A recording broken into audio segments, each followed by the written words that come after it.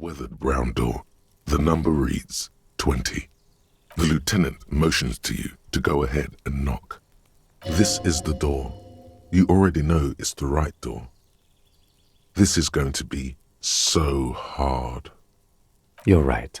Let's talk this through. We have our first preliminary identification. In all likelihood, the deceased is the husband of Billy Méjean. We need to confirm this, as well as deliver the death notification to Billy herself. Now, delivering a death notification is never an easy task. There's a reason why it's often called the most stressful part of our job. This is why it's usually done in pairs. You got this. I'll be monitoring reactions, ready to act if necessary. Dad, just don't say that you know how they feel. You don't. Good advice. The lieutenant motions towards the door. Hello? Who is it? He gives you a short, encouraging nod. The police. A moment, please give us a moment. There's fear in her voice. Come in, the door is open.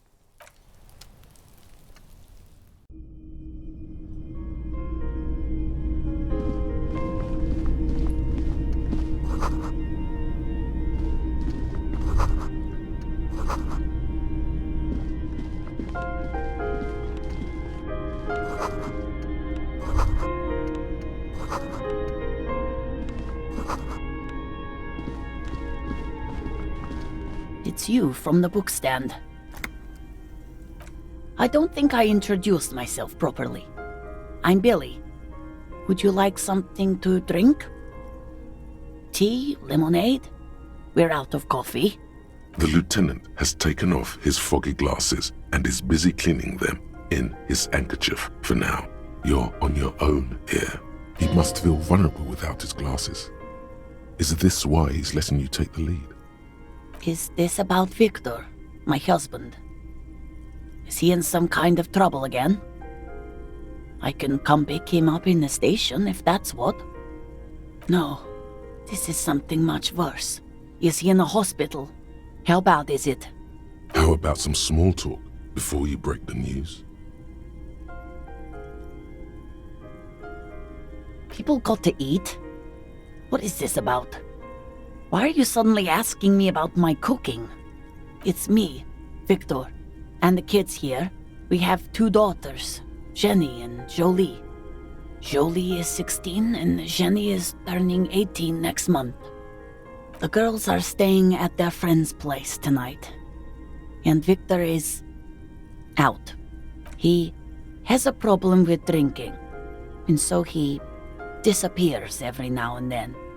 He's probably in the parks drinking with his friends.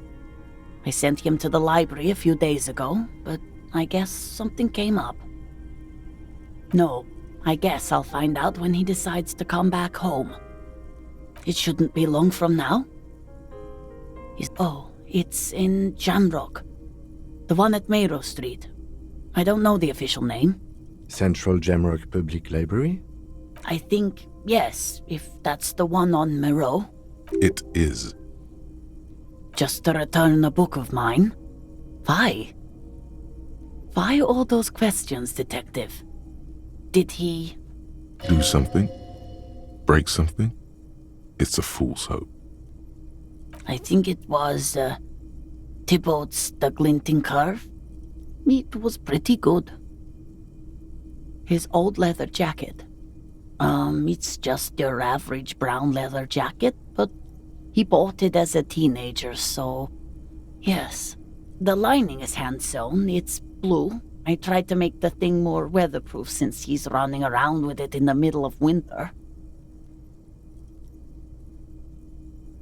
She folds her hands across her chest.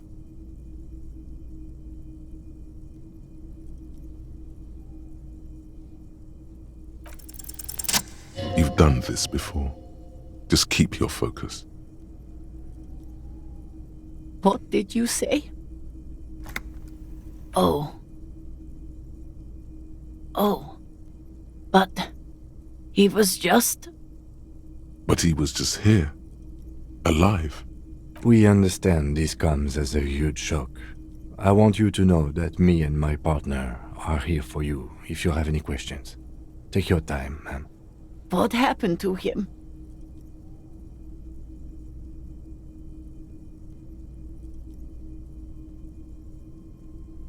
Was he drunk?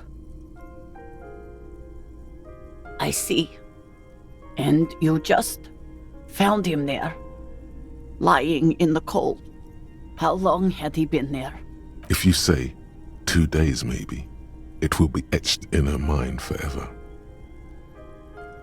She blinks, eyes welling up with tears, as her hand starts searching for something from the pockets of her dress. Here. No. I just need to tell my girls. Unreal. God, should I call them? Should I tell them to come home? No. A day. Good. That's probably the right thing. Thank you. Just tell me, what do I need to do next? Where is he? Can I see him? We've taken him to the city morgue. The local coroner will be contacting you shortly to arrange the funeral. Here's his number in case you want to contact him earlier.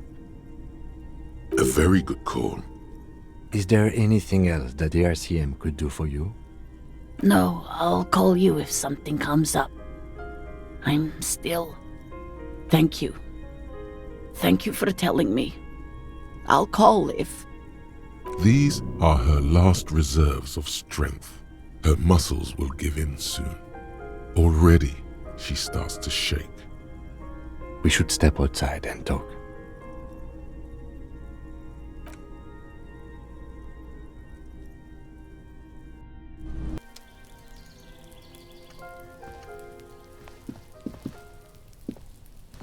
You did well.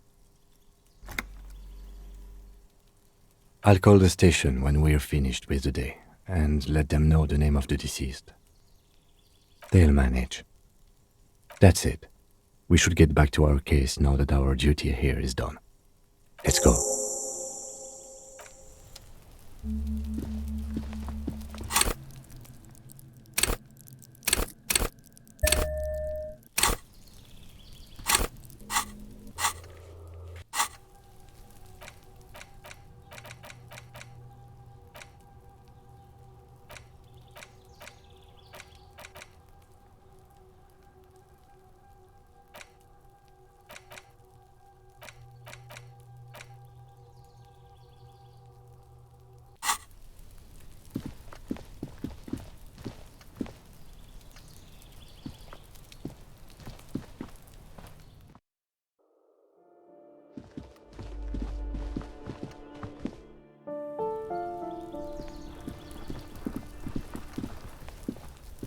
The door is closed again.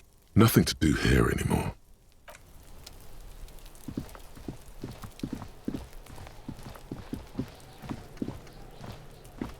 Trying to sneak up on me.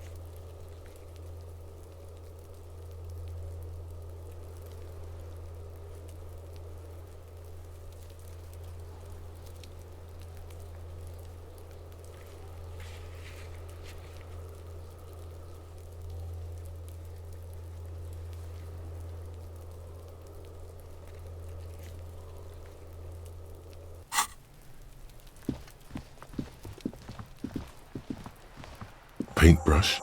Check. Heavy fuel oil? Check.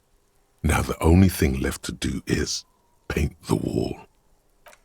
The paintbrush in your hand is like a loaded revolver. What will it be, Desperado? Quite a few things come to mind.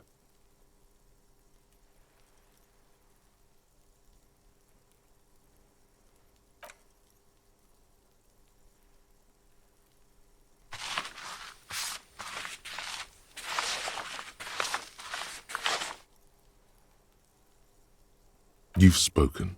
The wall will now silently repeat the message for a decade or so, until the sea air degrades the paint, adding another layer of detritus to the city. Very poetic. Real poetry. Should we return to our murder investigation? I hear there's a really bad one we are supposed to solve.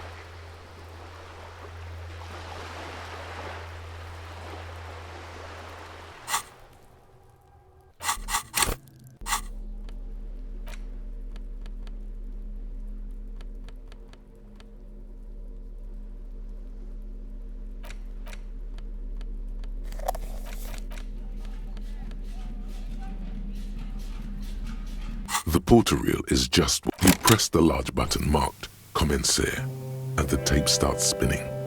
There's a small delay before the song starts playing. Then the organ starts playing a simple, melancholic tune echoing in the hallway.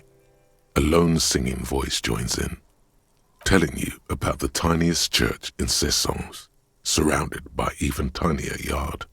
You almost feel the seaside mist on your skin. It's mega sad. Within seconds you know this is the one, the real shit you've been looking for. The one you trust your room to. This one tells it like it is. This is your tune. A click, then silence for a bit. Then the tape stops spinning. Of course you could sing this. You could take sad to a whole new level with this. And you already know the lyrics since you've listened to it like a million times. Yup, they're all here. All 3 verses. And the B-side of the tape contains the instrumental version. It's like the world itself is telling you to do it. Only one obstacle stands on your way. Gart. You have to convince Gart to let you sing karaoke in the whirling. After you've won him over, you can express yourself. Let the pain out. Make everyone understand. The lieutenant looks at you as you remove the tape from the boombox. He doesn't say anything.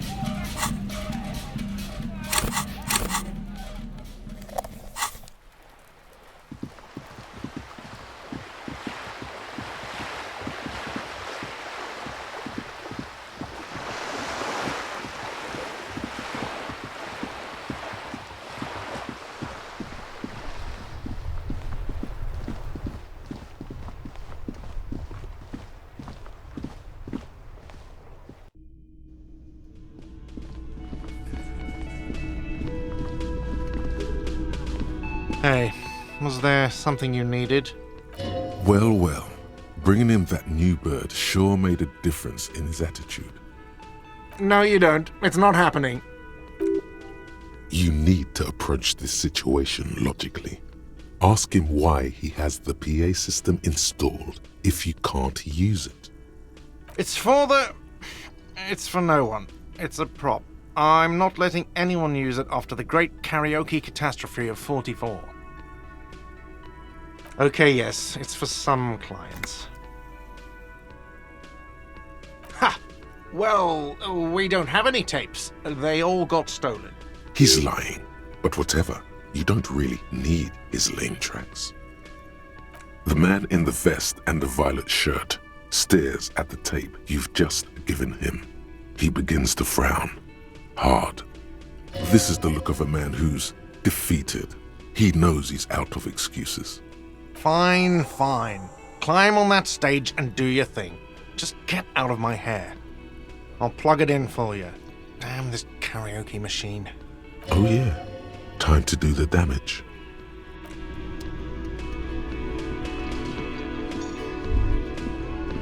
The stage is all set up for your performance. Feels silent. You can hear the pellets creak under your feet. You feel a little dizzy, a little unsteady suddenly. So, are you ready for your thing now? Let me know when I should turn on the karaoke carousel. It's still early here. Faint daylight is seeping into the dining hall. All the tables have been wiped pristine clean for the customers to come. Someone's making coffee in the kitchen, but aside from that, no one's really around yet. It would be a much better idea to perform in the evening, no?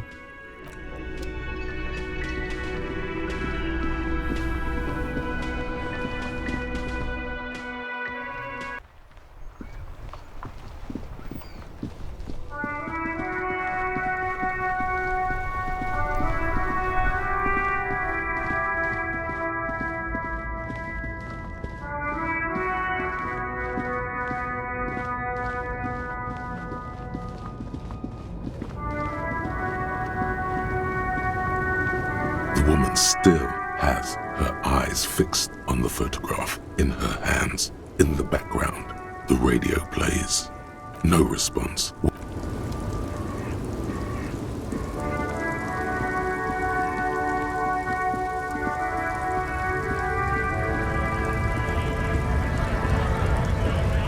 Right to work!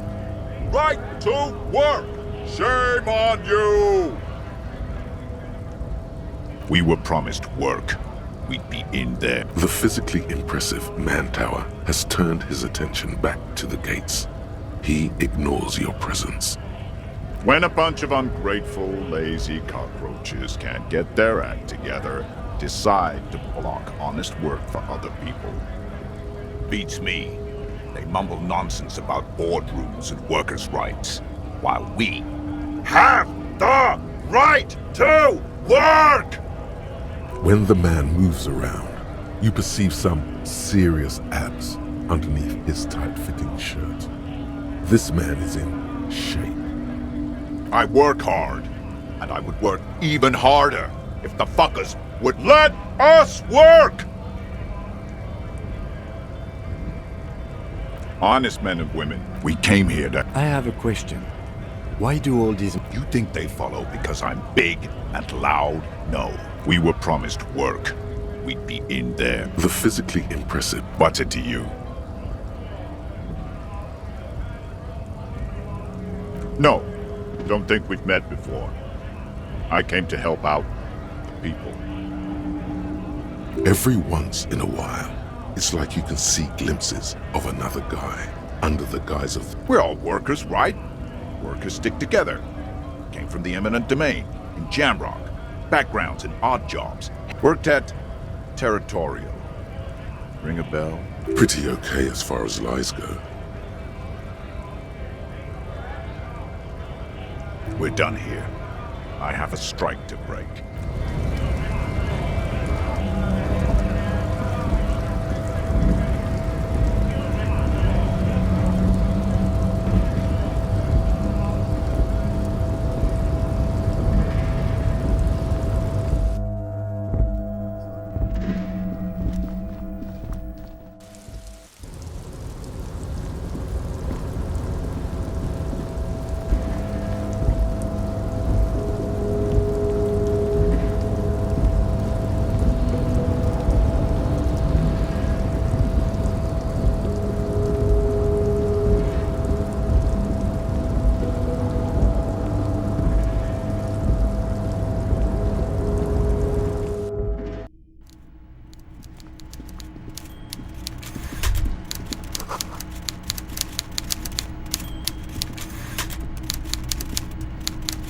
Mr. Dubois, the word in Martinez is a certain police officer is once again happily reunited with his service weapon. Congratulations, my friend. I prefer my police officers old-fashioned like that, with a gun. You can do so many things with a gun that you can't do without one. Now, what can I help you with? My. She's quite the looker, Harry. You can't imagine how pleased I am the two of you are reunited. Tell me, was it difficult to convince the pigs to give it up? I guess you're right, Harry. I appreciate you coming back to report on your progress. Now, I'm always happy to educate and entertain you, my friend. So, what's on your mind? Very nice, Harry. Most certainly, Harry. By all means, Harry. What's on your...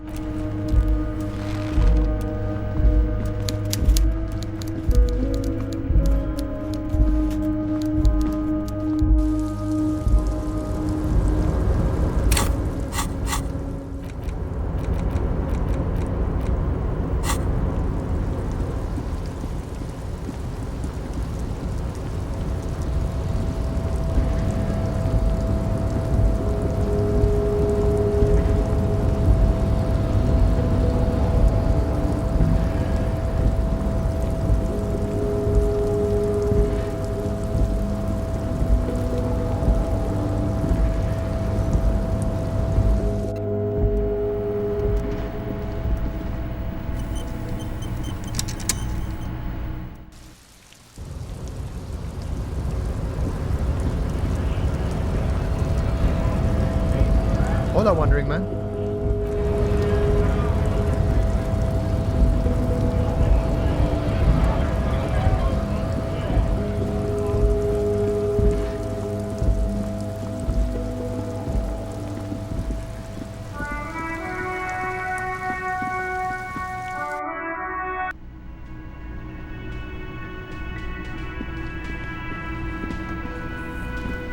Hi again, Gendarme. Bye-bye, Jean.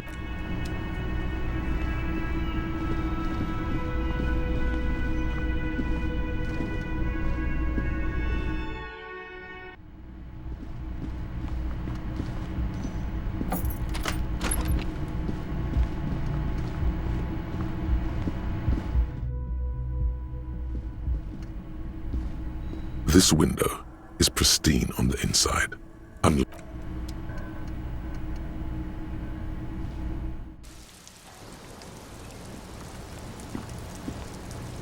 Officer, what brings you up here in the rain? Yes, miss. I hope you don't mind. All right. Coolly, gracefully, she pours herself more coffee. Sure. The record. So official. Okay. What? Why would I put myself through this? Insanity. Get myself cornered like this. He wouldn't have died if it weren't for me. I know that. But I would never hurt him. It could have been a desire murder. Maybe an act of jealousy. He was a serviceman. He must have had a gun. Somewhere, lying around. Close to her hand. Now, you guys suddenly have theories pouring out. When they're obviously just stabs in the dark. I'm sad to hear that. They must have said it in some fit of frustration or under pressure. They couldn't have meant it. I've talked to them after it happened. No one has implicated me. I did not kill him to defend myself from rape. I told you before. That wasn't what happened. True, sire. 'Tis true. She simply shakes her head. No. I specifically asked him not to carry firearms when he was with me. He only had his stupid armor. Like what?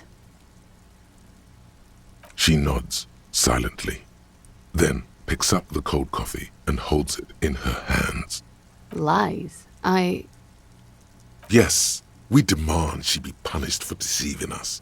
We demand her She slowly lights another cigarette and steadies her breath. Yeah? Thank you. I've put a lot of time and effort into it. Technically, possession of narcotics is legal in Revachol, but you should still reprimand her. No, don't listen to the stiff. Be cool. I always heard you RCM guys were cool. You are. I have no idea, officer. All right.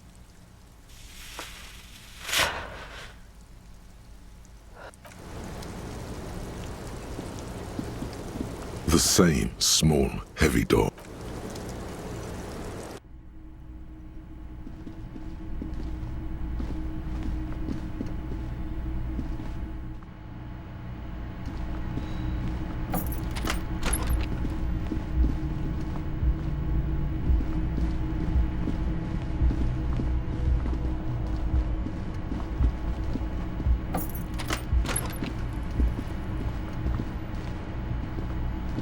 The window stands broken.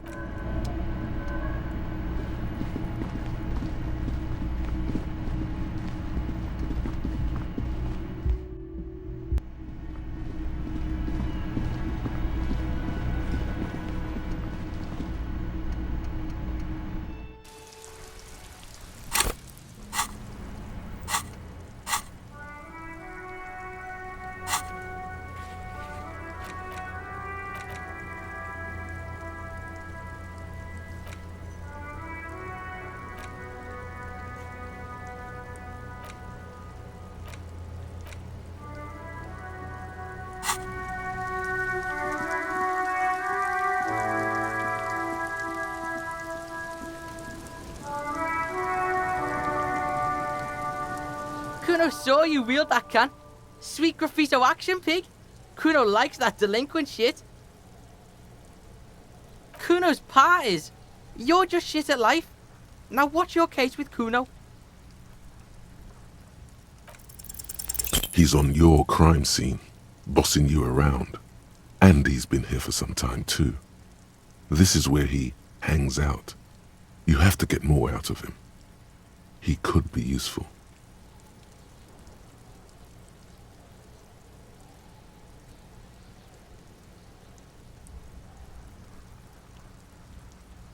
Fuck no! Kuno, they've almost made you a snitch now. Ease off, see? Kuno always takes the bullet over the hammer.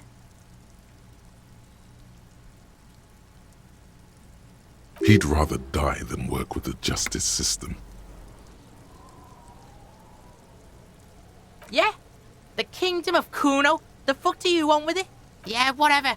Kuno doesn't give a shit. Kuno...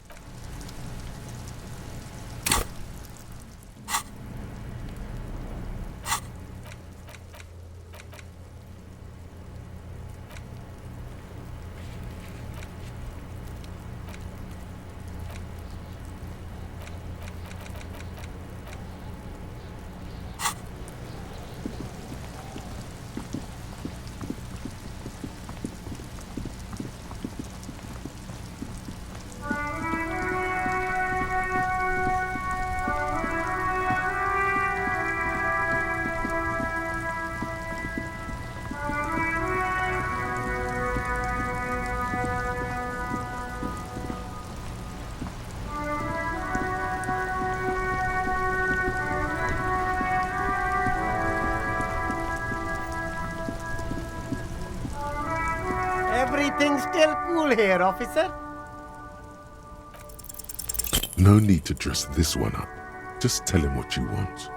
Oh, okay. Are you trying to ask for a bribe? Sorry, detective. You mean these delicious pre-packaged shelf-stable meal kits? Really easy to cook, no hassle, really cheap too. Buy some, try them out. No hassle. There's a little of a hassle here, it appears. A moral hassle. No problem here, officer. I get all this from one of my suppliers, an extremely reputable guy. What?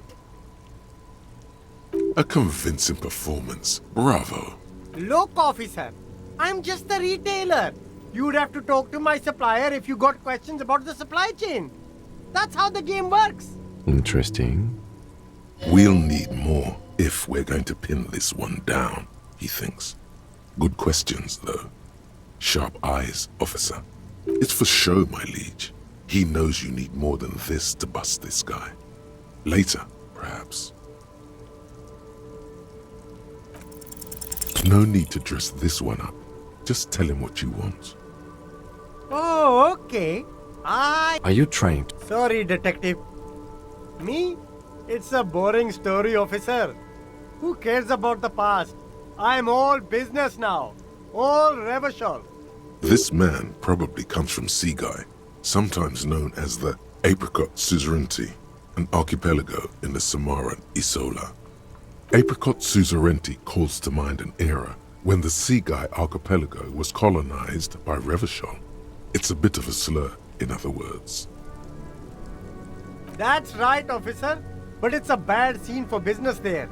Too many regulations. Extremely bad for an independent local entrepreneur. Hey, why not support this local entrepreneur?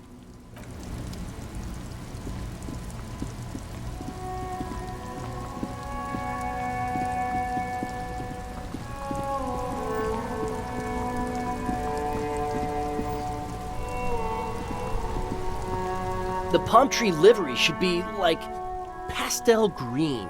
Fucking tropic shit. I can see it. Bright as day. Oh, if we were skulls right now. I can tell you who we're not. Cop. We're not snitches. Or skulls. Which is not to say that the skulls are bitches and... On the contrary. The part of this presentation you want to take home with you, cop man, is we're not part of the skulls. Yet. Okay then, let's indulge in some intellectual exchange. These young men seem eager to share their beliefs. These skull people are more than an authority. They're deities. You don't know? What kind of cop are you? It's not a question. Don't get into it.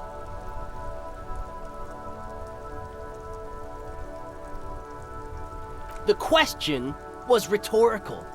The skulls are the most vicious gang of the Besmertne. Besmetine, or the Besmeti, the Immortals, are West Rivasholian crime syndicates. The nastiest bunch of psychos ever. Jacking carriages and getting into high-speed chases. Possessing an infinite amount of fuck-all swagger, infamous for their non-verbal modus operandi. They usually occupy the burnt-out quarter in Jamrock, or you can find them loitering around the brightly painted bottom-lighted vehicles. I can't wait to become a skull. Bottom lights are wretched aggressive. Oh yeah, Cindy's a right proper skull. Yeah, a true artist of the future. Just like Arno van Eyck. By the way, if you see Cindy, give her our regards.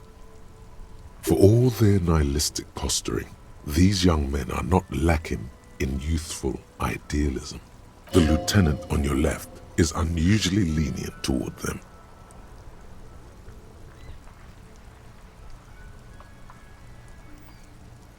We're not franchise skulls. Well, not yet. Once we get our name out there, we'll have a chance to join them. Because we can be just as psycho and vicious. You'll see. Ah, you'll see for sure once we're in. It's the last thing you'll ever see before the void consumes you. Throw him off his game. Well, yeah, I mean, we're only saying practice things for now, so we don't mean no harm to the Skulls brand, or to you. This is definitely something the Skulls would say, but we're not trying to encroach on the Skulls branding anyway. On the contrary, we're just here to market it. Hey, we could be just as hard. Like pavement on top of pavement, or a brick on top of another brick. Or a grave on top of a grave. These kids have the vocabulary, but might be missing a brain. Wouldn't a grave on top of a grave be just a big hole? What's hard about holes? Filling them up, baby. The Union does their share of policing in Martinez, at least where gangs are concerned. That's why there isn't much organized crime around here. Apart from the unions themselves, of course. Don't you worry about that. We're gonna make up for the deficit. Yeah, we are. Old man, it doesn't matter. You'll be long gone before his greatness is recognized. Yep, old as fuck. Yeah, man. It's like at death's door. No wonder you know nothing about the future. You won't be there. Judging by that, Van Eyck is some sort of musician. Or killer. Mm-hmm. What about them? Well, first off, it's a statement and not necessarily something that characterizes me as a person, even though the statement has character. And I do like piss. The word piss epitomizes the struggle taking place in the world. Things being defined as they seem, not as they are. And, I guess, it's also about communal spirit, the future, and truly appreciating our differences. Also, you've got to admit, it catches the eye. And since the Grand Piper is slowly but steadily moving towards basing the economy on it, attention, it is imperative that the medium itself convey the message. What I mean by this is, we are all piss and that the world is inherently meaningless. Though he seemed lacking in vocabulary, it seems that the young man has expertise in at least one field, even if it's rather narrow.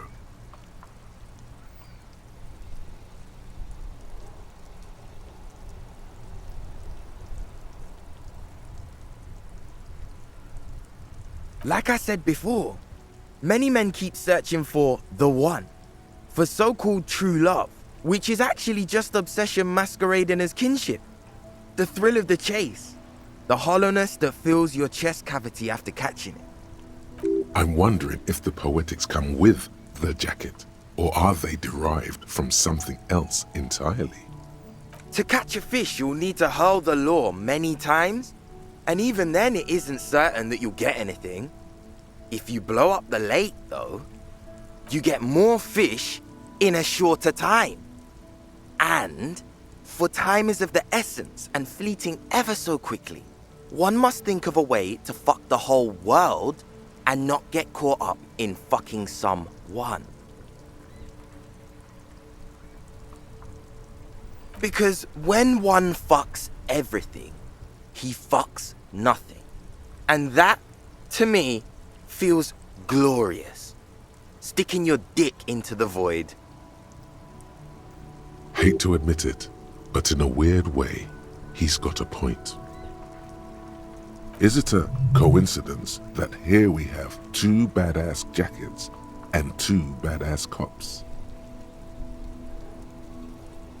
Yes? Leather jackets adorned with immature writing? The ideology they convey helps the boys justify poor choices in life and fashion. I'm not a fan. What are you implying? For what? The concept of getting dressed is familiar to me, but wearing jackets like these isn't appropriate for an RCM officer, unless he's deep undercover. Neither. Fine, if only to end this discussion. Theoretically, if I were a juvenile delinquent, if I were to already be down that path, I think peace is the stronger of the two statements. Seems about right, especially considering your heroic exit attempts. That's an origin story for a dynamic duo right there. So are we done here? Or you don't need us around for your secret whisper party, do you? Murder? Yeah, sure. We'll gladly tell you everything we know about it. It was a man. Also, he was hanged.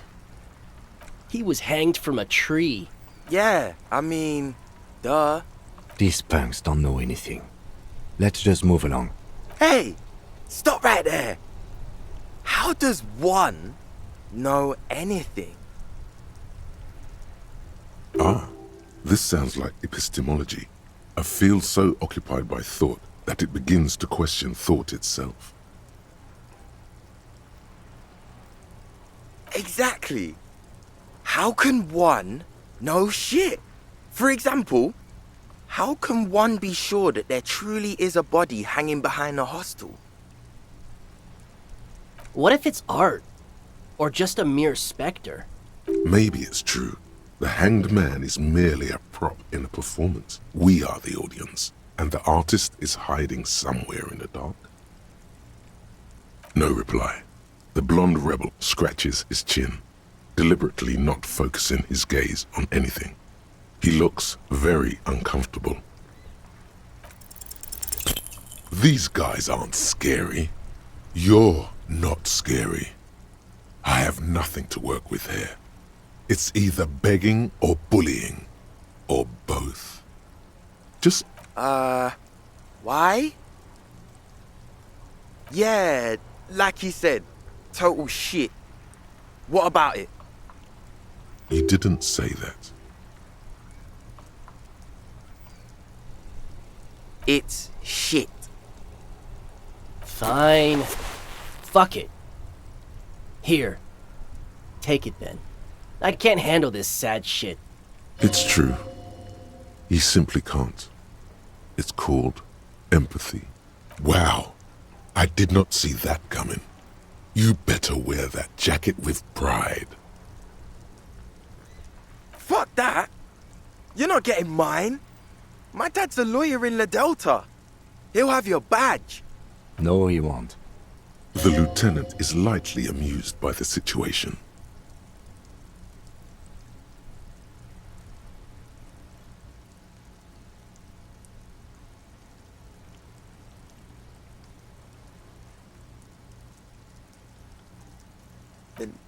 No. He's like a volunteer lawyer. A total bitch. Cites law and does dishes. You know what, cop? Fuck you. That's not what this is about. You're not getting my jacket. Fuck him. We don't need his rich dad jacket anyway. I'm not wearing that jacket. I don't think this case requires us to go undercover or raise hell. In fact, I don't think the jacket will be useful at all. I'm fine with that. Look at this cute shit. How can we become skulls if you go around fraternizing with cops? Let's get the fuck out of here before anyone sees us. Fuck. I'm sorry, man. I just don't like confrontations, that's all. Yes?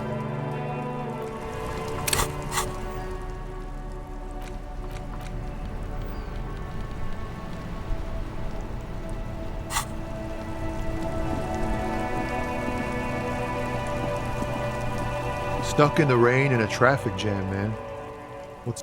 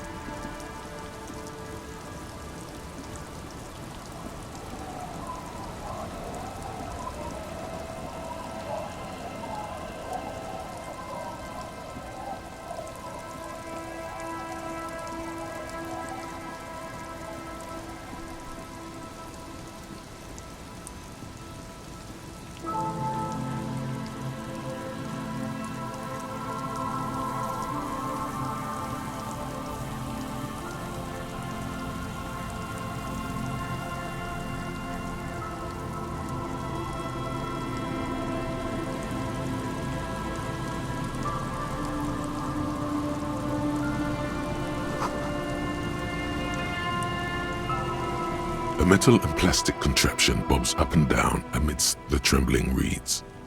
At first, it just looks like trash, but if you look closer... That over there must be the boy class you told us about. The one she hid her passport in. We should take a look. Ooh, hidden things, secrets, lies. You lift the boy out of the water without much effort. It's not tied to anything. The cords dangling from the bottom appear to have been cut. The number 11 has been written on the yellow plastic. It hasn't been in the water for very long, but it's already discolored and slimy with silt. A latch holds it close, but only just barely. The brittle metal of the latch has cracked. Simple construction. Very unsafe. There's something in there, splashing around. It smells like you would expect it to smell. A concentrated version of the coast. Salt, industrial slop and decay. A shot glass's worth of seawater pours out. Some algae, and nothing else. Well, damn. We still got here too late. There's nothing of use here anymore. I have no idea.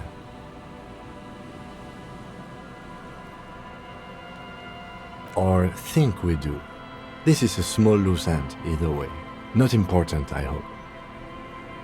In my experience, cryptids are generally uninterested in travel documentation. We should go. You could ask the miss what she thinks, later if you have the time, though you doubt she'll tell you much at this point.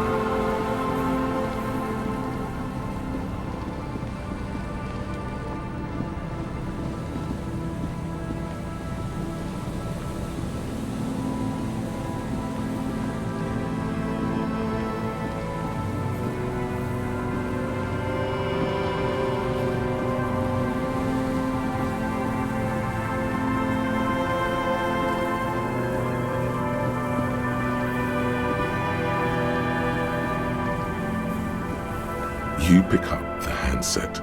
There's a tone. The machine is operable. Calling. Still calling. This feels wrong. Should you be doing this? End of tone.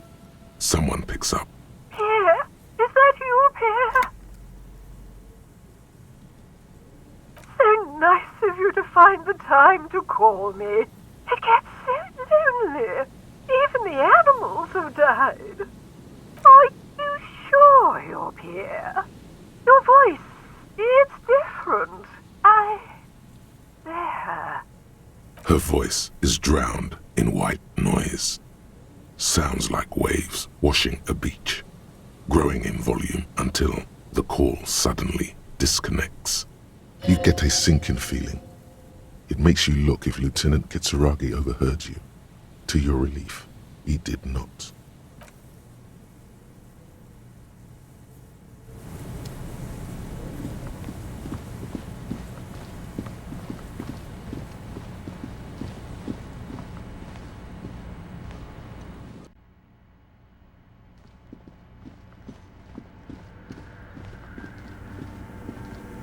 Yes, what is it?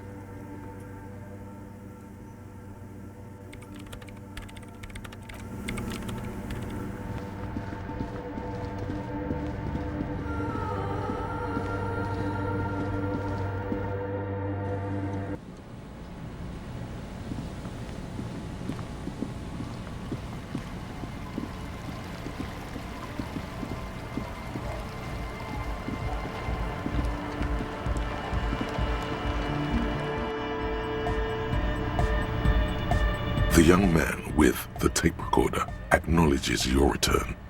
When he looks at you, he squints as though you were the setting sun. This is hardcore. Hardcore!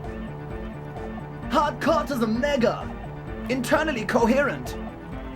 All core! All right! He furrows his brow as his very large head traces the sublime invisible movement of the music in the very real air of the stuffy tent. Hardcore! Ah! The question is, what is the question? But there was a question?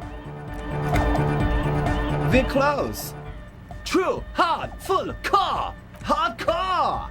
Hardcore to the mega, internally coherent. All core, all right! He furrows his brow as he... Hardcore! Ah! Is it though?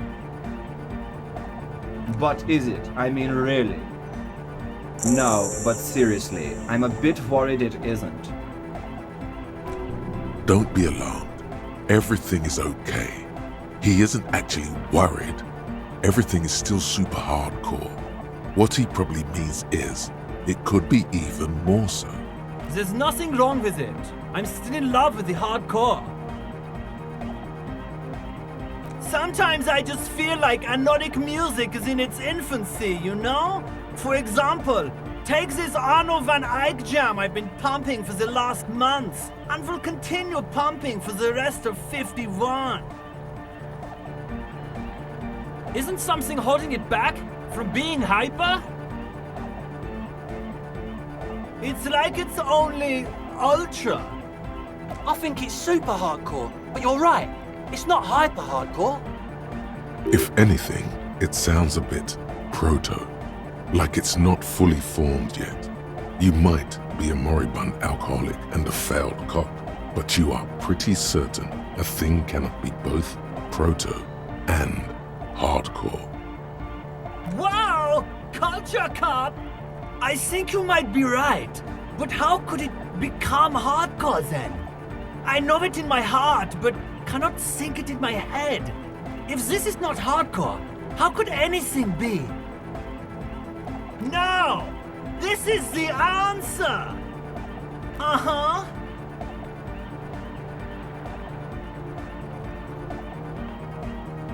Oh. What? Guys, there's something happening in his head. Oh yeah! He's doing it! But you're not. This is almost certainly a matter that surpasses the limits of reason. I know! So does mine! Yeah! No nation, but transnation! No war, but class war! Don't be a lunatic. Of course he isn't. Jermaine here just yells random things. Odds are, sooner or later one of them will come off as fault reading. Yeah! Reversion imperative! Unless you were thinking Reversion imperative right now. Anyway, I've had a similar thing happen with Eggs yelling. I know what you mean. That's fucked up, man. Lying like that. And a cop too. He's not a communist. It's just something he likes to yell. He picked it up from a tape jockey at the Elysium. She was a communist though. Yeah! With a rebel yell! I can be an ultra. If you want that, do you want me to be an ultra? Please don't turn him into an ultra-liberal. Oh, jeez. Please don't do that. There's enough exploitation in the world.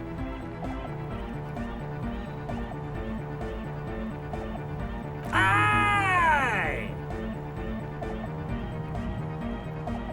Capital rules the nation. The market regulates itself. I'm sorry. The young man drops his oversized head in shame. He is truly sorry he couldn't come up with a profitable market strategy. Darkcord hardcore! Jermaine Egghead! Basically, yes it is.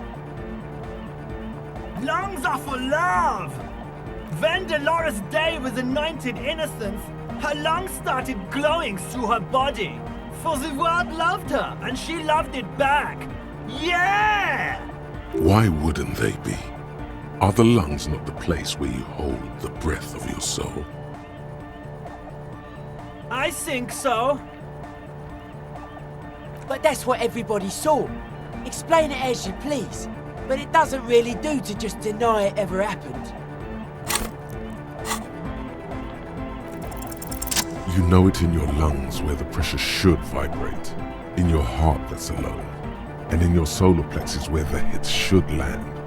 So does every chordate animal. What? Wow, okay. We should start with the melody. But where would we get that stuff from? I'm sorry, I don't know anything about Nordic music. I'm just the party boy. I get the people going and say it's hardcore. He feels ashamed he can't be of more service to the future of dance music. The young man falls silent with appreciation. He even tries to contain his smile, as if it could hinder your investigation. Basically, what you need to find here is a tape with some banging music on it, so that Egghead could use it to remix Van Eyck's jam. Yeah, maybe that street hawker across the pawn shop has got some tapes to sell. That's just an idea. Anyway, that's all yours to figure out, Copman. Copman! Tape! Yeah! Spin the tape until the space escape! Yeah! Alright! No!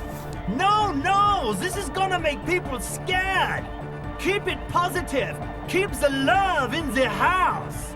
Capital forever! Alright! Here comes the night! Huh? I see you're here again. Off-sign, man. Did I mention getting us into the church would help? A sticker? You mean the yellow one? Can you describe it to me? Interesting. He wants you to describe it, though he already knows what it looks like. So I can hear you do it. Sometimes the outside gaze helps us reflect on things. Noid, don't bother our guests with your games. Piss off, Andre. Me and Mr. Cop are trying to discuss art. You shouldn't talk like that. Cool. The ban on foulness. That's the moralist's plot to alienate us from our bodily function so they can control us more fully. Anyhow, what was the sticker like? Good, good. What did you want to know? Simplicity was brought to us by a classical soul artist modernism, but that was a tasteful, harmonious simplicity, right? Well, hardcore is not tasteful or outwardly harmonious. It's a warning shot. This will be dangerous. The echo of man's loss, haunting him. The sticker, the clothes, the music, same thing. It is. Yes, you're the 23rd person to get it right, and I've asked 23 people. Looks like it's a dead guy smiling to the entire human race.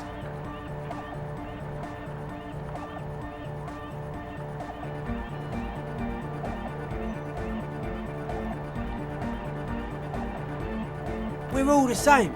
Same eyes, same smiles, same death. He defeated history. We are living in the age of history, and in the eyes of history, we are always already dead. How can we ever smile then? Because history is a lie, and so are its deaths. The present moment and life are the hardcore. The hardcore expels death. Or maybe he's not dead. Maybe he's just really ecstatic about the beats.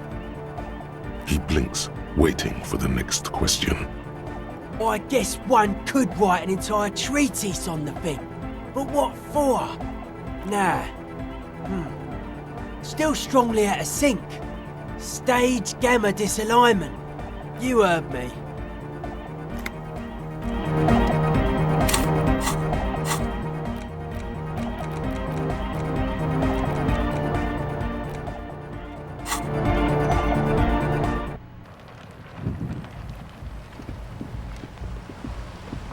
Hello again.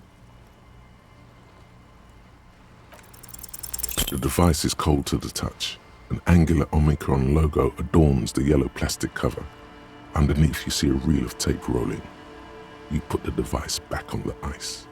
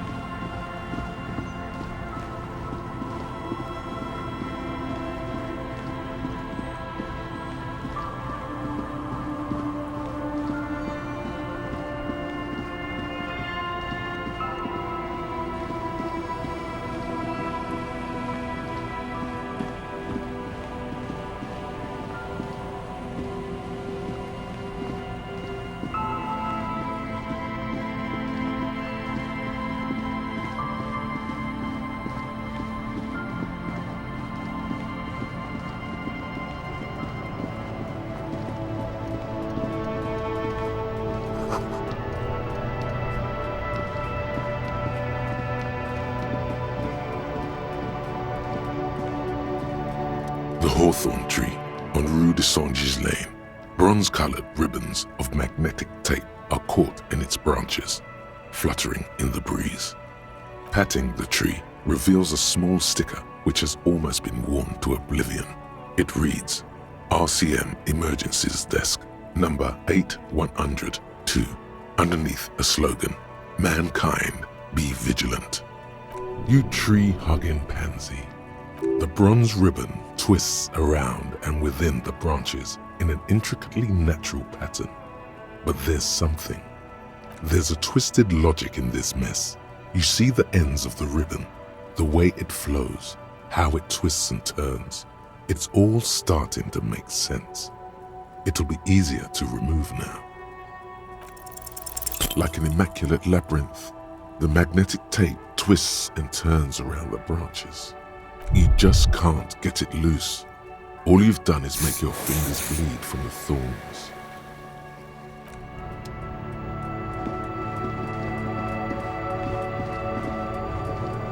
The shine on these sunglasses lasts a lifetime, officer. 100% guaranteed. You keep coming back. That's good, officer. Keep browsing those clothes, keep... You see two lowly, defeated speakers, thralls, slaves basically, perched atop them like conquerors surveying the land. A pair of found, durable wear sneakers, Ultra Series. I can see you've a taste for luxury, officer. Can't keep your eyes off those sneakers? A pair of found Ultras. The design is impossibly sleek and simple. A futuristic silhouette with a sleek monochrome colorway, a jet black upper, and a silver-lined midsole. Those sneakers, mister. Those sneakers are the latest found sneakers. Super air, super fine, super cool. Only 50 Real. Only? That's madness. Found Ultra. Wear the future. You remember the slogan from some magazine. These once respectable speakers have been conquered, reduced to a mere prop by the indomitable found Ultras atop them. No, don't look at the speakers, officer. Look at the sneakers. The sneakers are the stars here. These, officer? These speakers are Samaran garbage. I'm ashamed to even use them for props. Don't waste your time on them. Samaran trash? That sounds like they're from the Samaran People's Republic, produced under the dictatorship of the proletariat. No way, officer! These aren't for sale. They're bad speakers. Low-fi socialist junk. No, officer. You're a high-class policeman who accepts nothing less than the best. Lucky for you, I've got the best on sale. Well, if you want them. But see, they are the pedestal for my sneakers. If I let go of the speakers, where will the sneakers go? I can't leave premium lifestyle sneakers on the ground. If, on the other hand, you wanted to buy the sneakers too, I could maybe throw in the speakers for little extra. 50 cents? Damn, so you have to buy the sneakers first.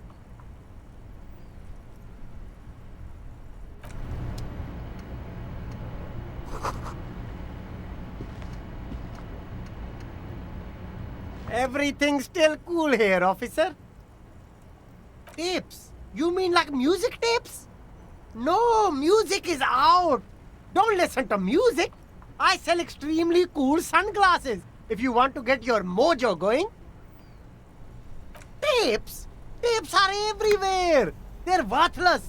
Kids throw them in the trees. There's one in the bushes, right behind this lorry.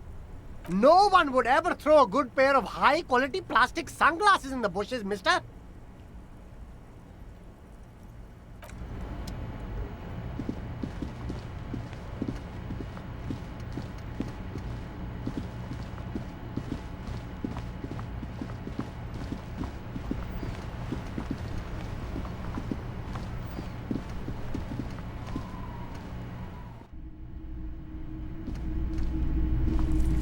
You see rows of toy soldiers. Try to find something pretty and cool here.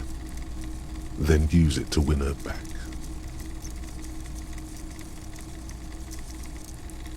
They're not all blue. These figurines also wear gold coats and caps, complemented by orange trousers. They are variously posed, wielding swords and rifles with bayonets. This is what the loyalists looked like, yes, at first. Then they wised up and got camouflage. Which ones? Ah, royalist soldiers from the time of the Revolution. The uniforms are painted a bit too brightly, I suppose. A typical Martinez streetlight sits among assorted floor and table lamps. The light pole has been carefully cut, and the wiring has been redone and attached to a standard indoor plug. The light buzzes faintly, but persistently. This would make quite a statement in your living room. 700 real. A bargain, I dare say. Hey, I don't know where it came from, but it's not every day you get to buy and sell something so extraordinary.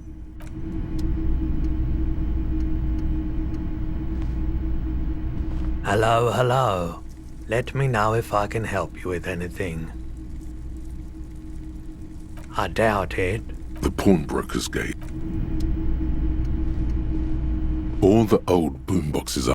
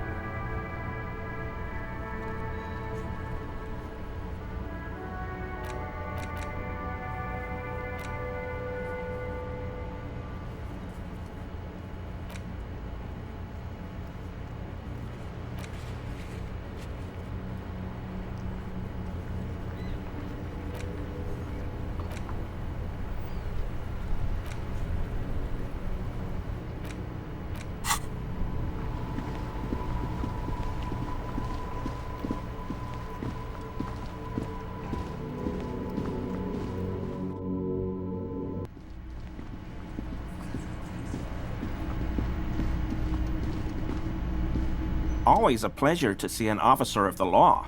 I mean, officers. Okay, he keeps shifting uncomfortably. but you can't make head or tail of this sound.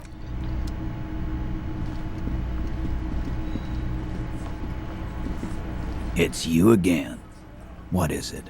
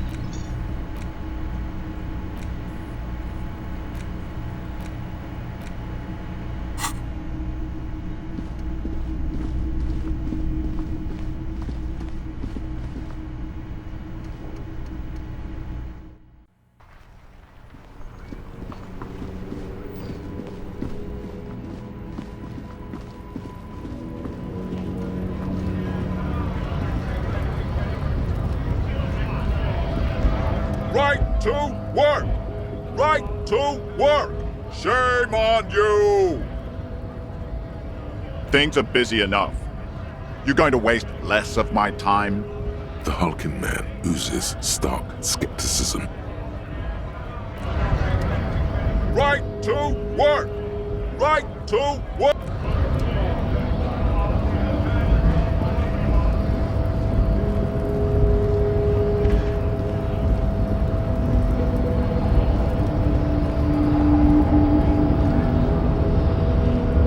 The unpromising race pupil returns.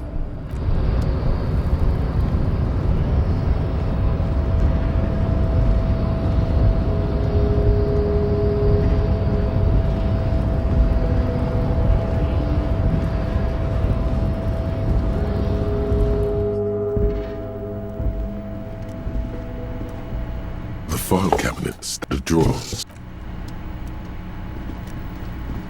The already familiar cold touch of plastic welcomes you as you pick up the handset.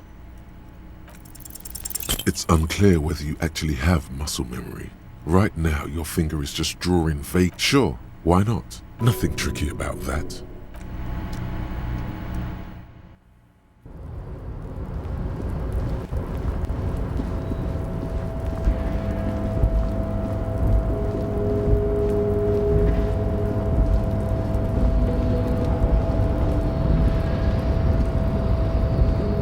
Rusting control panel, no screech of metal when you... Crane does not return to its original position.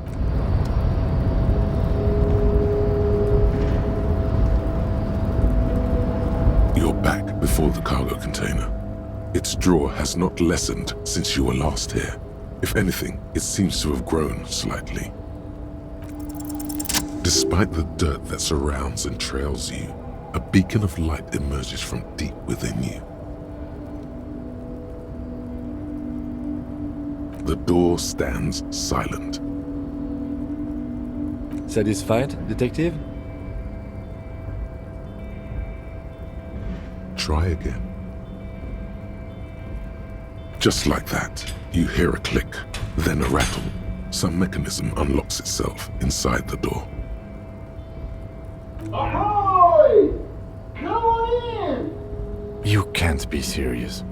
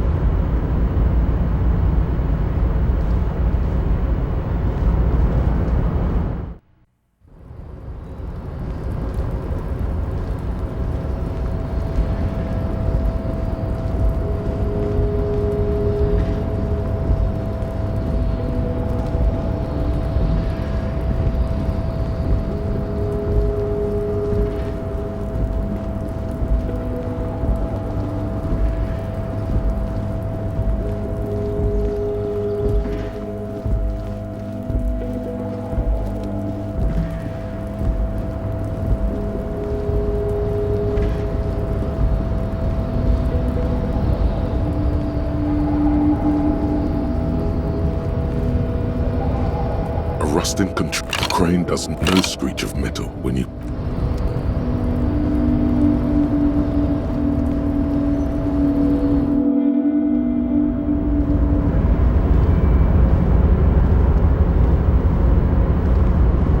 The man stands at the far end of the shipping container. It's hard to say anything more about him.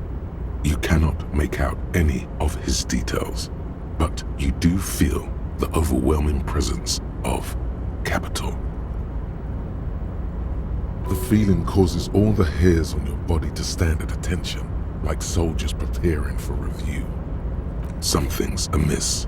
The light beams bend around his face and scatter in 1,000 directions. It seems the laws of physics do not apply here. They are suspended, distorted, and echo. Trying to visualize the physics at play is liable to give you an aneurysm. Don't think about it too hard. In the general stillness, only your tongue moves, flickering as you utter. Welcome. Come in. Make yourself at home. Sorry, I'm not better able to receive you.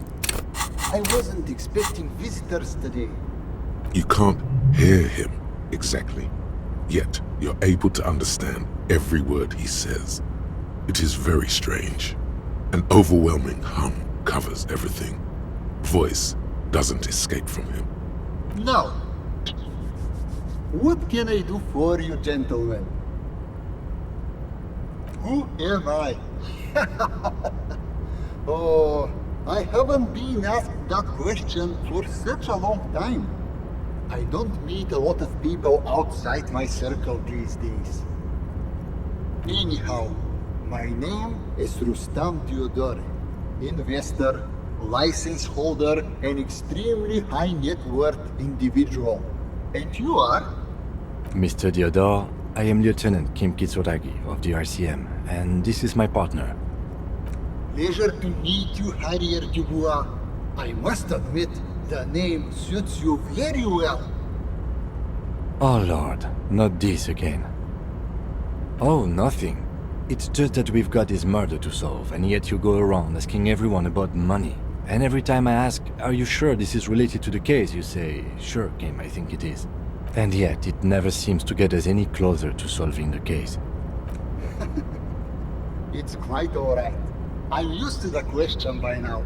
To be blunt, I inherited my fortune from my grandmother, who herself was an extremely high net worth individual back in Graz.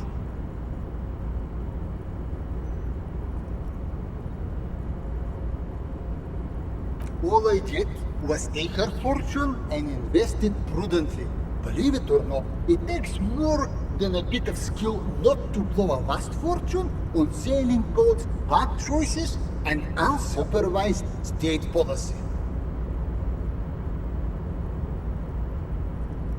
Actually, at the level this guy is, it takes several generations to do that.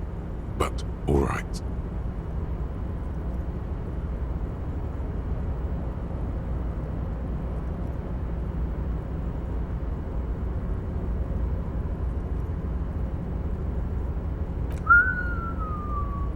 Gotta tell you, at first, being rich is a lot of work. You've got to work hard because everything's so darn expensive. You know, prices increase exponentially at this income level. But then, once you've reached my position, it's nearly impossible for me not to make money. My assets are so diversified that I'm bound to come out ahead no matter what. Some of my lower net worth friends say to me, but doesn't that take all the fun out of it? And I tell them, not really.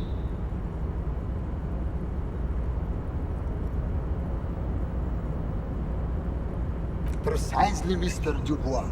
You know, I hear people talk sometimes about economic equality and fairness, but tell me, where would we be without liberalism?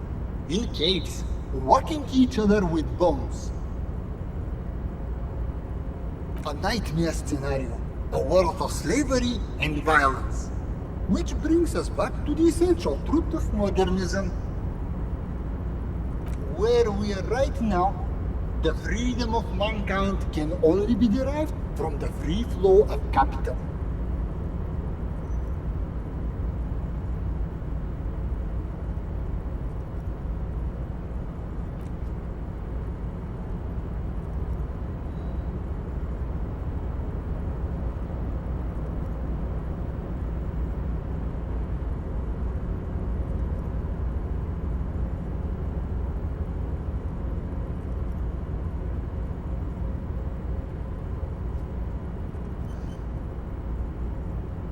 Capital makes one speechless, does it not? Blinds like the sun that rises from beyond the horizon after a gloomy winter. Hey, all this talk about money has made you lose the thread. What is going on with the light in this place? That's what you need to ask him about. What do you mean? Are you talking about my chin? Oh, that's what you mean. Yes, I've heard of this effect, though I've never witnessed it myself, of course. It has something to do with our Weiss-Wiesemann coefficient. The Weiss-Wiesemann coefficient is a ratio designed to reflect the difference in net worth between individuals. When the coefficient is close to 1, or 100%, it means one person possesses all the net worth. Among that group of individuals, it's been observed that when the Weiss-Wiesemann coefficient reaches about 0.96 or so, the laws of physics begin to bend around the high net worth individual. Among other things. But calm down. I am but a lowly single-digit billionaire. That's good. I see nothing of the sort. To be frank, all I see is a gentleman who is unusually well dressed for Martinez, in a cargo container, which I admit is odd. Yes, I imagine that does look strange to you, my container. Traveling. This is a great way to get around. It's fun, it's safe, and it gives me lots of time to think. By the way, let me now ask you a question. Where are we exactly?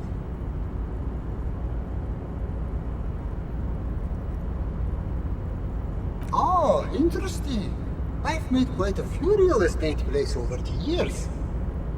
It's a shame I can't get out and explore myself. One of the downsides of being an extremely high net worth individual is that mobs of low net worth individuals are constantly banding together to ask for money. There simply aren't enough hours a day to hand out all the handouts. It's like feeding seagulls. There are always more, and they never seem to do anything interesting with it, except more seagulls. Spending money is a matter of desire. I'm sure you agree. I don't have the desire for spending it like that. Smart, you know? It also provides a means to hide from all the targeted advertising we extremely high net worth individuals are constantly subjected to. Luxury yachts, high fidelity portable radio systems, fail-proof outerwear, and so on. It just gets a bit middle class after a while. A bit bourgeois. Don't get me wrong. They are nice things. But once you achieve a certain level of wealth, your time and mental space become much more important than material goods. He speaks from the heart. He has very different problems compared to low net worth individuals such as yourself. For example, no problems at all. What? No, I did not say that at all. Being rich is great. Just don't tell anyone I told you that. Could you please stop asking people for money? It does not reflect well on the RCM, and to be perfectly frank, we can't afford to look worse than we already do. It's perfectly alright. Based on your appearance, I can tell I'm dealing with a civilized man. As you may know, us high net worth individuals do not have a lot of cash on hand. Investments and liquidity are enemies of one another. I think I only have coins for coffee machines. Here is 3 real. How much can you get for this? You're welcome. You know, maybe you can make that money grow. Come up with an investment plan. How's that sound? These ultra-liberal types love losing huge sums of money on ludicrous proposals. Ergo, you should come up with a plan that's totally dead in the water. Thanks for stopping by. If you ever have an idea you want to pitch me, I'm all ears.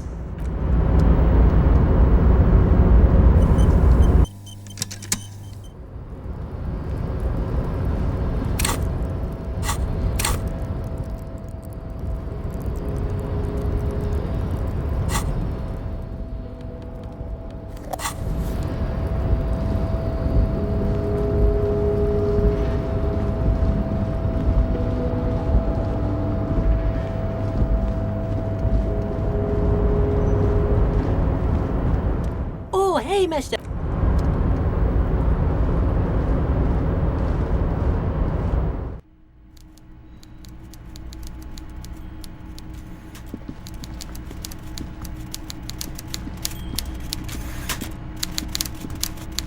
Mr. Dubois, I hear the meeting with Titus was a glowing success.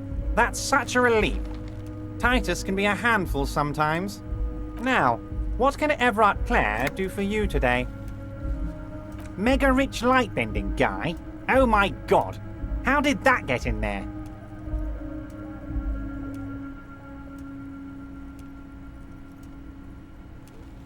Damn it to hell, Harry. I specifically told my guys to check all the containers for mega rich lightbending guys. There was a guy in the container, but he didn't bend any light. That was in the detective's head. Honestly, guys, we might be moving all kinds of suspicious things through this harbour, but I won't be caught transporting the light-bending mega-rich. I have a reputation to protect. You're a fucking idiot, Harry. I love it. Thank you for sharing this deep, idiotic part of yourself with me. A hallucinating market liberal. I love it. So poetic. I shudder to think what you're going to tell me next, Harry. Not for 1 second did he believe there's an actual mega-rich person somewhere in his container town.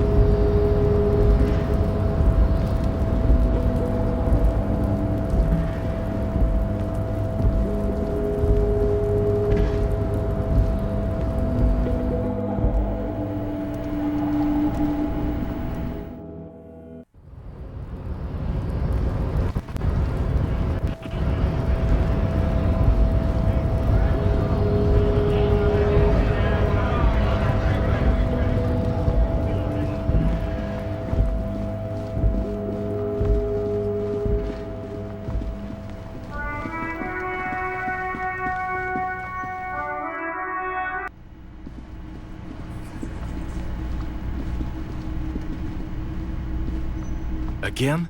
I can't believe this shit. There's something that binds you to him. Some kind of an outfit, maybe. A uniform. Yes, nurses. Why not? Of course, you don't have to. Again? I can't believe this shit. Okay, why not? Let's do the whole thing over again. We're not wasting time. There is no time.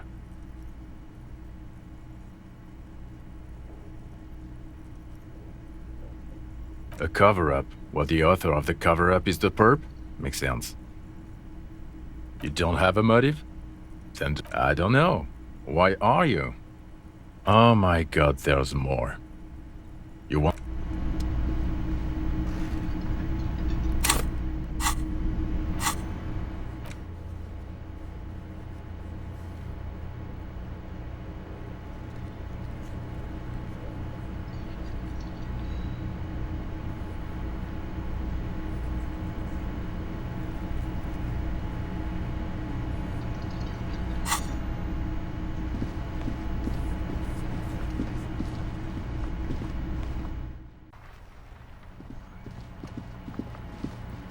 An old call box with a matrix of push buttons lists all the companies in the East Delta Commerce Center.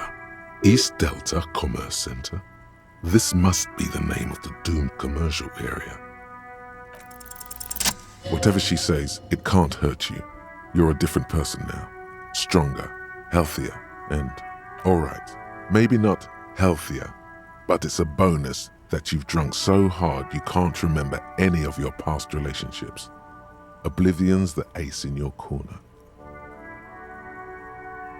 There's a light buzz as you press the doorbell, waiting for her to answer the call.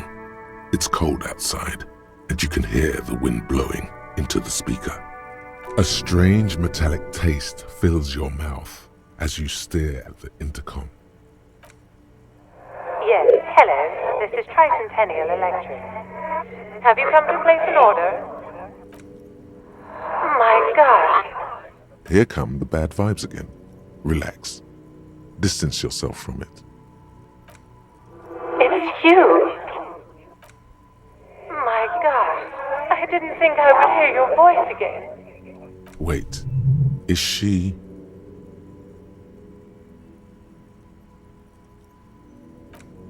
Michelle, just please. Why did you even call? I don't understand. You've been gone for months. I thought you didn't care. Is this some kind of joke?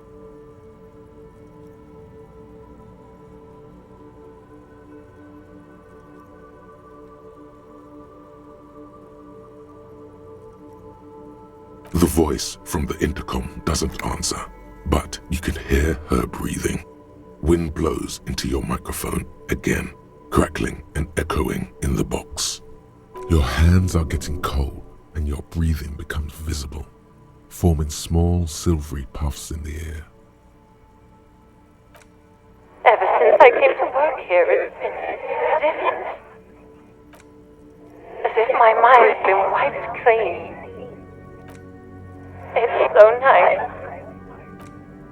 It's so nice to be able to finally forget about you. And then it hits you. She tries again not to cry, and still doesn't succeed completely. Her quiet sobs sound old and distant, as if her voice is being played off a wax cylinder. Real or not, your mirror neurons react. It feels painful to be listening to this. Her sound melts into the static from a long-distance phone call. From time to time, you can hear people talking in the distance, but can't make out any words. This is where you hung up the call the last time, but the recording is still going. A phone rings in the office with an old-fashioned chime, and someone walks by in a pair of heels. The static is like a warm blanket wrapped around the sounds. No one replies, but the static grows stronger like rainfall. Then a female voice speaks out, completely different from the one before, glorious and total somehow, crawling inside your head. Her words are too cold to comprehend. She smells of sodium lights and rain streaks on car windows. Eyes like pilot lights watch your shape in dark hallways, guttering. So, it was a recording trapped in the circuitry from some ancient tenant. This sometimes happens. Shall we conclude here? We have other mysteries to solve. I don't have time to explain it to you right now. Maybe sometime later. Don't take this the wrong way, but during our short stint working together, something weird is almost always happening to you. That is true.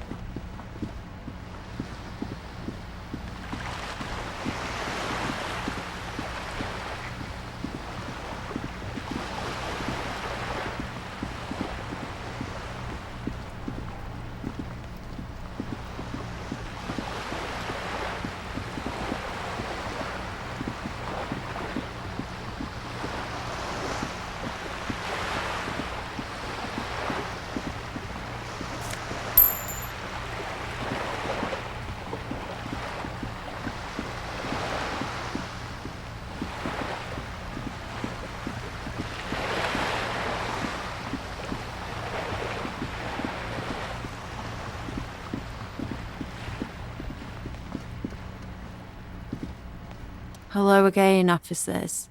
Have you come to admire my mural? I don't believe it. I've never known those boys to have manners. The bemusement in her voice doesn't fully mask genuine tenderness.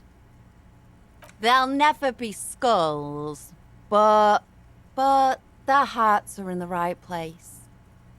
She throws you a conspiratorial glance, then presses her finger to her lips and squints up at the sky, as though straining to hear something in the distance.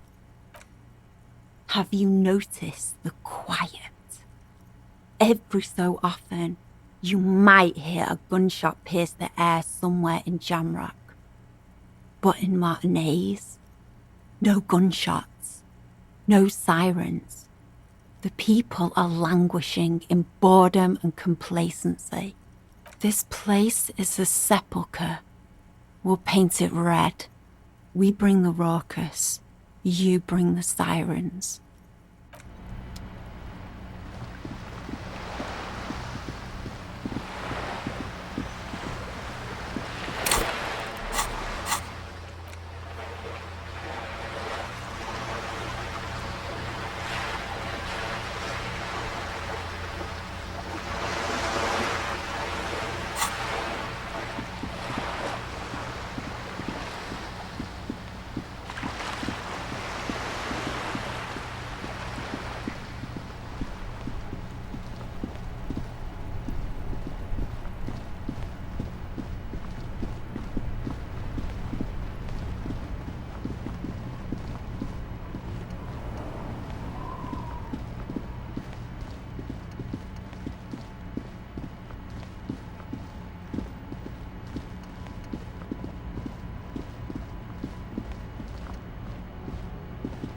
The gnarled hawthorn tree on Rue de Saint-Gilles Lane.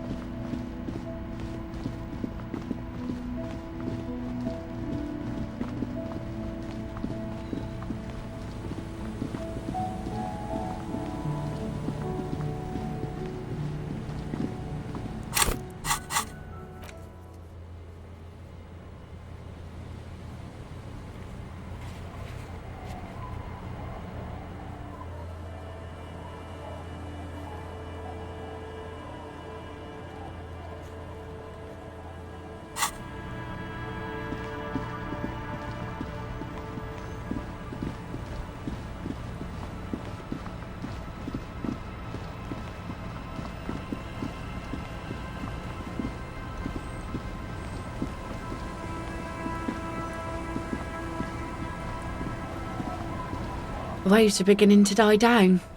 Look at those little bastards. Why does she care about the waves so much? What is it with waves and fishermen? We need to be out there with them, fishing, making a living. So I asked them to accommodate me.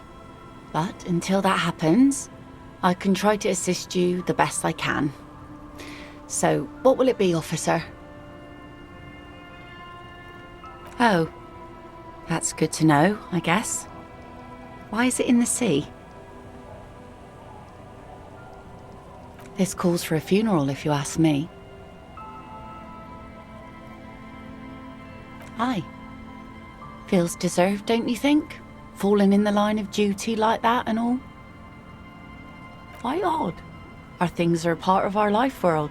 They're made with our human sweat and they share human history. We should care about them as we care about humans. To some extent, at least. Life world? Someone's been reading up on last century Gottwaldian philosophers. Play it cool now. Oh yeah? You won't even be able to get it out of the water before early June. And where are you going to bury it? Who to invite? What music to play at the wake? Take it from someone who's been through a few funerals. It's easiest to just leave them there and let nature take care of it. That's all we have time for right now anyway. Come back here in June and see how you feel about it then. It's not like it's going anywhere. Yes, that is a pity. But for now, let's focus on the things we do get to do. Like the murder investigation, for example. You like the Coupri funeral idea?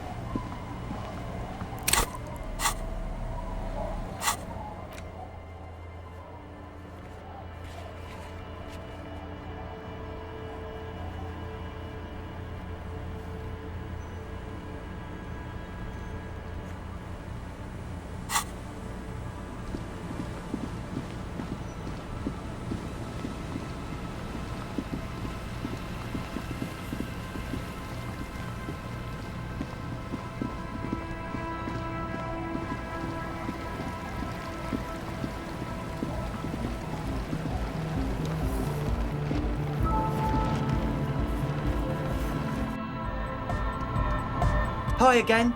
So, how are things going? A number of things don't add up. Let's take a look. How about gather around, kids? The young speed freak puts down a busted capacitor and looks at you. The one with the large head seems very enthusiastic about whatever you have planned. Their would-be leader is less amused. But you still are!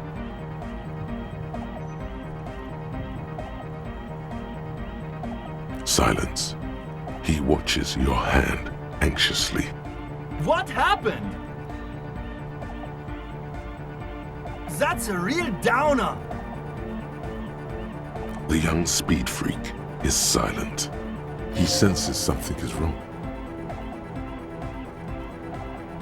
I have no idea how you arrived at that conclusion, but it's wrong. Look, we even have speakers. One speaker. They have one speaker.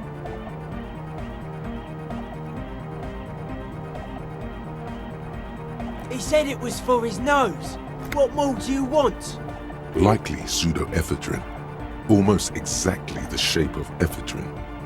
Ephedrine makes you happy, and so does pseudoephedrine. and of all cellular-based life. What's your point, Lawbringer? What do you mean, friend? It's a one-speaker system. It's monodynamic. You wouldn't know the first thing about sound reproduction in anodic music. Other speaker. This may be the brain damage talking, but you've definitely never heard of monodynamic or one-speaker systems. What do you know about spinning tape? Nothing. I'm sorry, but there is no lab equipment and no drug ingredients. No shit. Fuck, man. It's difficult to get along with some people, but we're trying to make an effort. We are on a mission here. That's... Come on, that's... It's not! So this is what power feels like. Do you like it?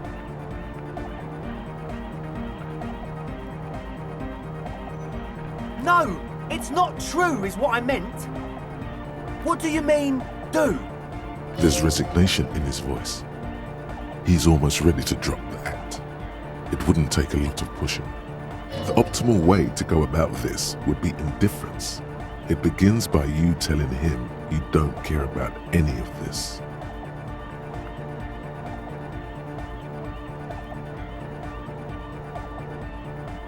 Really? Or else?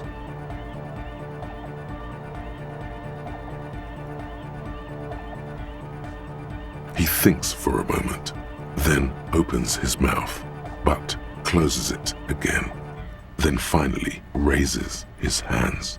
Things are just way too hard for an entrepreneur in this city. It's not like we're not going to turn the church into the wickedest club in East Revershoal. Because we are! We totally are! We just got to turn it into a speed lab first.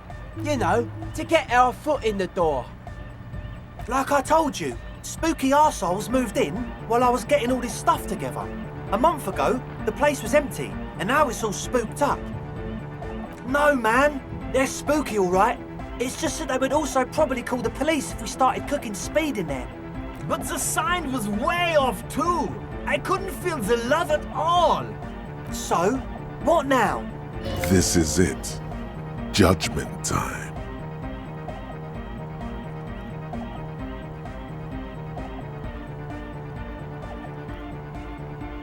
No, please! There needs to be a club for anodic music in there. Everyone hates each other. Everybody hates it here. It's all just drugs and we're slaves and I can't. We are running out of time. He looks almost as old as you. We need a win. I promise this will be a win. We won't cook speed in there. We'll do it clean. We'll do it true. We'll do it sober and real and beautiful. This will be a victory for the light. Fuck, man. I thought we were cool. Pack it up, Egg. Yes. Thank you, officer.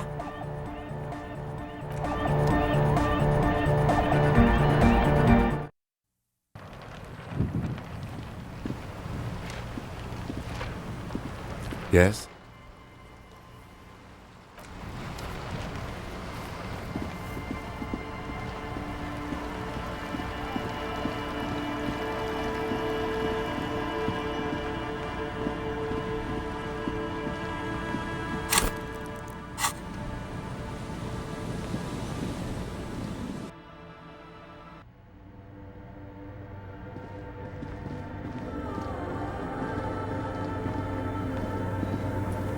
Yes, what is it?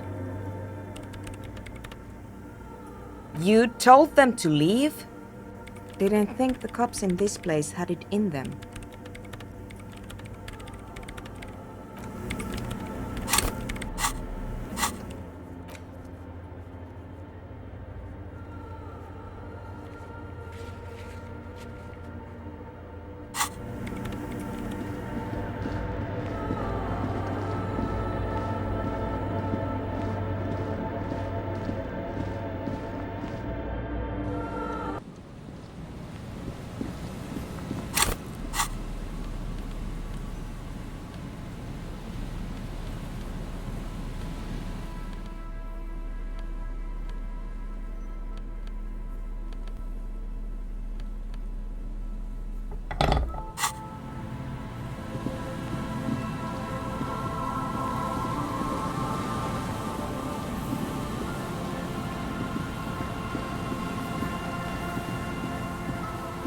old door, worn by elements, guards the depot.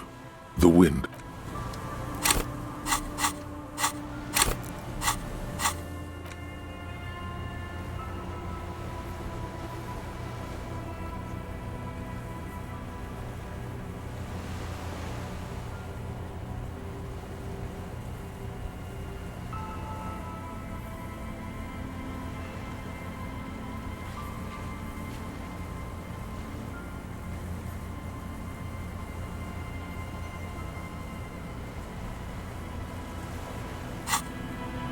An old door, worn by elements, guards the depot.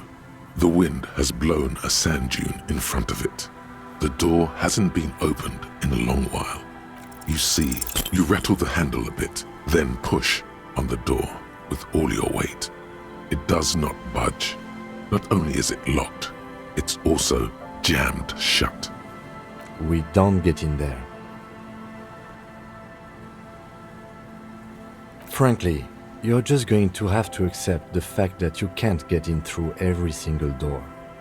No. We've gotten into every door thus far. That's what we do. We open doors. We're cops. That's our perk. Even Everard knew that's a part of our MO. What else is there to do? Not accepting isn't gonna bring the fire brigade in. Relax, he thinks. There's no one in there. If we can't open it, neither can anyone else.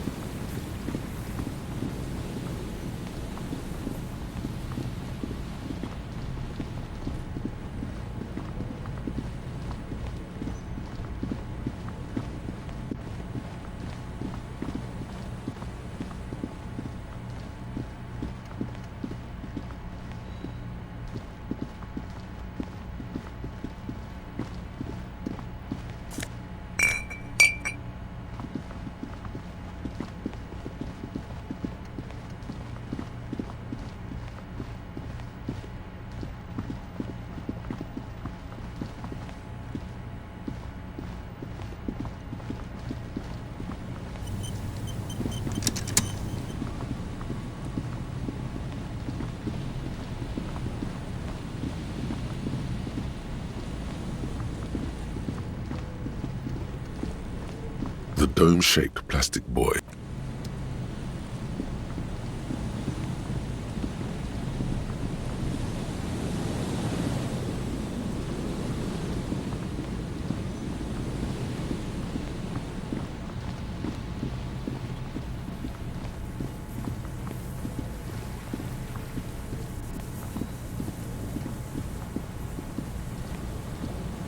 Hello again. Aha, but it's not just any empty old building. What not a lot of people know is this used to be the R&D department of Felt Electrical, and Felt, which now sells ink cartridges mostly, was once a top dog in the turn-of-the-century cybernetics boom. It looks old and weathered, with seagulls picking apart its stone and metal carcass. Bushy undergrowth has taken hold of the collapsed rooftop. Some kind of bird has set up a nest on a broken windowsill. That's not surprising. Only a vestigial ink cartridge and ferrotape manufacturer remains. They started out as a midway electronics outfit in Königstein 2 centuries ago. After an aggressive move to Revachol, Feld became a global player in the emerging personal electronics market of the pre-revolutionary era. Still, Tricentennial was beating them in business machines. But Feld had an ace up their sleeve, or should I say they were developing an ace up their sleeve? I'm mixing my metaphors here. It was here in Martinez, possibly in this very building, that they developed prototypes for a tape computer. An elegant folding mechanism of rollers and ferrotape ribbons, portable enough to be a take-it-home solution, revolutionizing business machines, possibly even bring them to the average consumer, which is a feat of engineering even today's giants, Rehm, ICN and ZAM, haven't achieved yet. Indeed. What? The revolution! Unfortunately, their moonshot project never made it to the market. Feld's move to Revachol backfired. The revolutionary government liquefied their assets and expropriated those very advanced prototypes, possibly from this very building, or one of the adjacent ruins. All of this was built by Feld, even the boardwalk. Wild Pines built Martinez proper as a resort for their middle management. Feld built this side of town for R&D. Yes, they even built a pleasure wheel, but that got destroyed in the war. A pleasure wheel? Perhaps reminded of a childhood memory. It's clear he would prefer there were a big wheel lighting up the coast. Yes, to lure in their star engineers. This part of Martinez was nothing but reeds before Feld arrived. They had to make the prospect of living here attractive. It was supposed to become a global center for innovation in cybernetics. But history had other plans. Oh, I'm afraid it didn't end well for the boys. But this story is a bit too dark for little Mikhail here. Now, if you were to ask about tape computers... Wait, is he saying that we should just bypass the excesses of the revolution? Officer, I told you this chapter of history wasn't on Mikhail's curriculum yet. Let's keep this kid friendly. The boy looks first at you, then back at his father, confused. They used them for military communications, but also to write and send out press releases, the most notorious example being Le Décret de Mars. What's the Mars Decree? I mean the radio transmission sent out to news agencies and world governments by the newly created Commune of Revachol on the 7th of March in the year 02. A short-lived legislative foundation for a short-lived utopia. It's a beautiful piece of text, actually. A singer-songwriter I know, Charette, called it a love poem to Revachol on her political concept album, Bon Baiser dans le Lind. You should read it. Every local library in Revachol stocks a copy of the decree. I tried to get Mikhail to memorize it. Tried to. Someone was much too interested in worms to be paying any attention. Actually, no one knows. No one even knows what a computer made entirely of tape would look like. But word has it, they were very elegant, exquisite, alien-looking turn-of-the-century hardware. Buckle up. 10 years ago, I did a little freelancing, I guess you could say. I was a special consultant for an exhibition at the Wompty Dumpty Dum Center in Vredefort, Oranje. It raised the same questions, and we had lengthy discussions with Paul Ackerman, who was head curator at the time. This was before the twins Keith and Guy Hughes joined the team, trying to... Wait, did he just say Wumpty Dumpty Dom Center? He did it. He said Wumpty Dumpty Dom Center, like it's the most natural thing in the world. What the hell is a Wumpty Dumpty Dom Center? And who the hell are Keith and Guy Juiced? The Wumpty Dumpty Dom Center for Contemporary Arts. The exhibition itself drew on Lagerman's notion of memory, and so there were some parallels. That's why the head curator, Paul Ackerman, chose to... In fact, I'm not. The Wumpty Dumpty Dom Center is a place you can visit if you're ever in Vredefort and are ever in the market for an exhibition space / contemporary art research center. But perhaps I should return to the tape computers. As I was saying, the device itself was very elegant, fragile even. One could write directly on the tape using a special chemical solution. The machine would then analyze the handwriting, perform operations, and project output onto a white screen. It was a beautiful, delicate thing. Made of black film and folding tape structures. Even one would be very useful. Though I understand the socio-economic causes of the revolution, it pains me to imagine the revolutionaries setting fire to the precious device. But so they did. The Feld playback experiment vanished into the fires of '07. Yes, the official name of the prototype. Some sources report it as the Feld Playback Experience, but those are incorrect. Who knows? Maybe it was an accident, or maybe they didn't want the technology to end up in the wrong hands. Either way, they're all gone now. All 3 versions of the prototype. Nothing but debris and ashes remain inside that building. But of course, what else?